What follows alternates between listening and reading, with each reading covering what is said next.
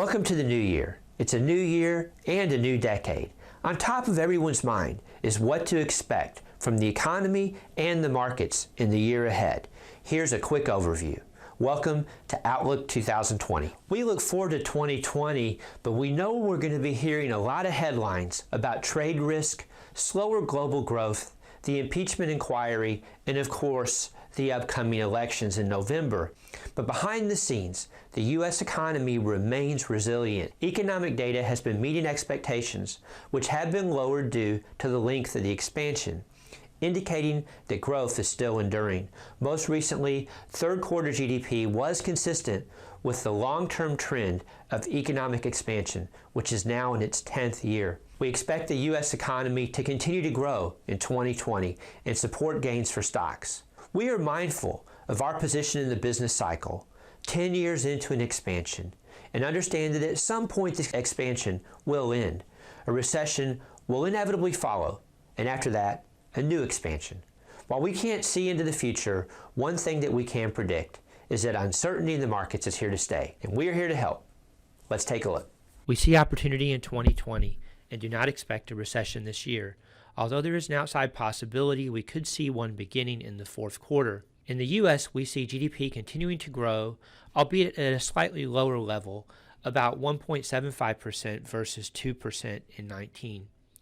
Globally, we see Europe and Japan, which is a developed international economy, continuing to struggle with sluggish growth, while strong growth is expected in the emerging markets, especially outside of China. We anticipate interest rates picking up and getting into the 2.25% range. We see solid U.S. equity performance continuing, powered by the U.S. consumer, with earnings per share rising to $175. We see the fair market value of the S&P 500 coming in the 3250 range. The U.S. economy has slowed from 2018's pace, but it is still growing, and we believe it will continue growing through 2020. As we looked back in 18, we expected the combination of more favorable tax cuts, repatriation of internationally sourced profits, and immediate capital expensing provisions, which were enacted in the Tax Cuts and Jobs Act of 2017, to be tailwinds for capital expenditures. Yet it appears these tailwinds have been hindered by the headwind from trade uncertainty. As we expect these same geopolitical and trade concerns to persist into 2020, we expect GDP to be about 1.75%. With regards to inflation, we see consumer inflation picking up. For some of us, inflation is considered a negative word, but some inflation, that is, price increases, is often a sign of economic growth, while a weak economy is often accompanied by very low or even negative inflation. The Fed targets an inflation level of about 2%, and that's considered to generally indicate a healthy economy, one that is not growing too dangerously fast. Consumer inflation has picked up recently, even though the trade tensions and slower global growth have had a somewhat of a moderating impact on producer prices. Consumer spending, which comprises approximately 70% of the economy, continues to grow at a solid pace and is anchoring the U.S. economy. We believe economic factors currently benefiting consumers and businesses, that is, full employment, moderate wage growth, and low interest rates, will help sustain healthy but manageable inflation. Jobs are strong.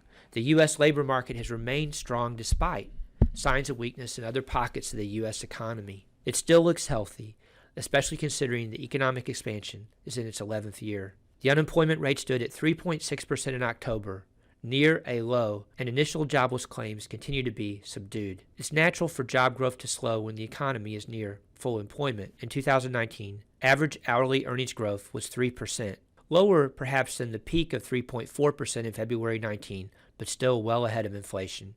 This pace of wage growth should still be enough to buoy personal incomes and consumer spending without driving interest rates higher. The global recovery we've seen since 2008 really hinged on monetary policy.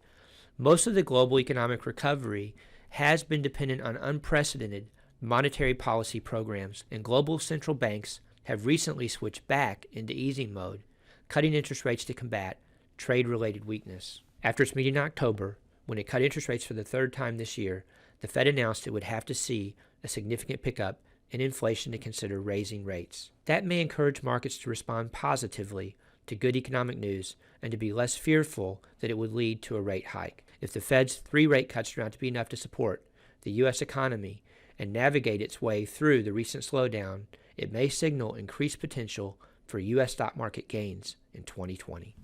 I commented in an earlier video extensively on the inverted yield curve. At the current time, there is a mismatch between the Fed and the other central banks' interest rate policies. Monetary policy on the part of the central banks is a coordinated effort between the U.S. Federal Reserve and global central banks, but there are complicated dynamics to consider. The key is we expect global central banks to keep rates at levels that encourage increased economic activity as the global economy recovers from the impact of trade disruptions, and we see ongoing central bank interventions in international markets as appropriate for now. I wanted to mention the amount of negative yielding debt that currently exists in the world economy. A negative yielding debt is when the lender actually pays interest to the borrower. And this is something that's hard to understand, but it is occurring in Europe, and there is currently about 17 trillion in negative yielding debt issued. At some point, that is going to have to be unwound, but we do not see that occurring in the immediate future and do not see it impacting the 2020 economy. Corporate earnings growth slowed considerably in 2019 as the impact of the 2018 tax cuts created a difficult year-over-year comparison. Global economic growth slowed and tariffs and trade uncertainty weighed. Further progress in the U.S.-China trade conflict in early 2020 could help keep U.S. economic growth at or above the trend for the current economic expansion and support corporate revenue growth. Recent trends in consumer spending could also buoy S&P 500 corporate profits. Turning to global profits again, we anticipate the best growth from the S&P 500 and the emerging markets and the slowest growth from the developed international economies. Finally, question as the election approaches in 2020, does a strong stock market predict the re-election of a president? And as we can see, the answer is inconclusive. In many cases it does, but going back over the last 100 years, in 3 situations it did not. So while a strong stock market would seem favorable for a president's re-election chances, it is certainly not definitive. So there we have Outlook 2020. I hope you're as excited about the year ahead as I am. If you have questions on anything I've covered in this video, please call me and schedule a meeting at my office or visit us online at chambersfinancialgroup.com. We're not in it for the short term. We're in it for the country mile.